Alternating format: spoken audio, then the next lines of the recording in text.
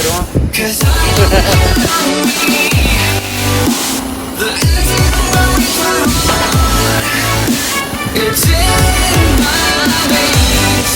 Đây là mới số 4 rồi, vẫn có thể tăng tốc được nhưng mà phải cố định chân. Và thật ra tập này chạy là cũng ngon rồi đấy. Rồi, cốt của lò 40 và quả lu cũng lớn.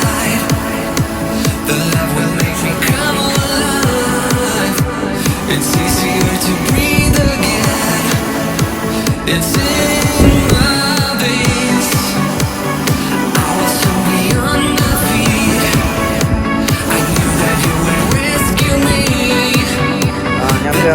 Bây giờ ngon rồi. Căng hẳn đúng không? Nhanh đúng không?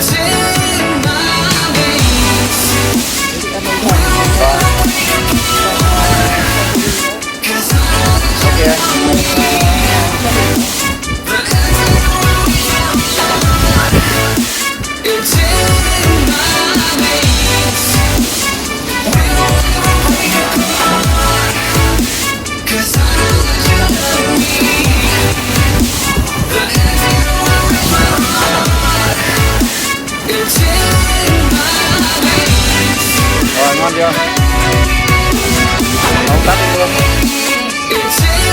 Đấy, lúc nào gấp quá chúng ta ấn lên vào cái phần tắt này. Chụp phát vào là phải.